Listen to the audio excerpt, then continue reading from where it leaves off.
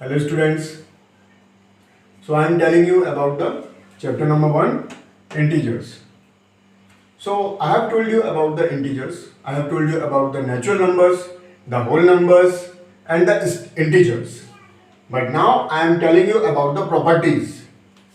So there are 3 properties of integers. I have told you in the notes what I have given you that there are 3 properties in this chapter, integers. Now the first property is commutative property. The second property is associative property. And the third property is distributive property. So what is the commutative property? Commutative property means if we add the 2 integers just like a and b, the 2 integers a and b, then what we will get, what the result we will get, the same result we will get if we inverse the integers. I mean to say a plus b, the result we will get is equal to, will be the same, is equal to b plus a. If we add 2 plus 3, so we will get 5. Now if we add by reversing order 3 plus 2, so we will get 5. Hence if we add the 2 integers a plus b, so what the result we get, the same result we will get if we reverse the integers b plus a. So this is called our commutative property.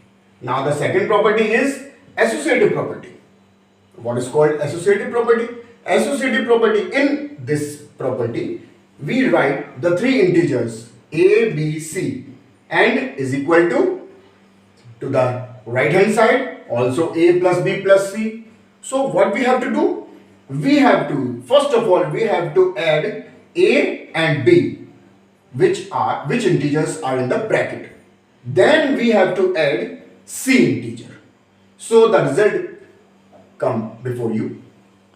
Now the result would be the same, because if we add b plus c first, the integers which are in the bracket, and then after that we will add the integer a, so the result would be the same as you have got in the LHS. So this is called our associative property. A plus b, first of all you have to add a plus b, then you have to add c. The result you will get would be the same as you will add b plus c first of all, and then you have to add a. So the result would be the same, LHS and RHS. Now this is called our associative property. Now the third number is distributive property. So what is called distributive property? What do you mean about the distributive property? So I am telling you about the distributive property. This property means if I am writing the 3 integers just like in this manner, a, and there is no sign, you are watching no sign here, it means that there is only multiplication sign. So here we are watching multiplication sign. So a multiply and in the bracket b plus c. So how would you break this bracket? You will break this bracket by multiplying a by b. So the result would be ab. Now plus, and you will add a by c. So the result would be ac. Hence by this method we will open this property. So this is our distributive law. There are only 3 kinds of law. There are only 3 kinds of property what we have to use in this chapter number 1, integer. Okay? Thank you.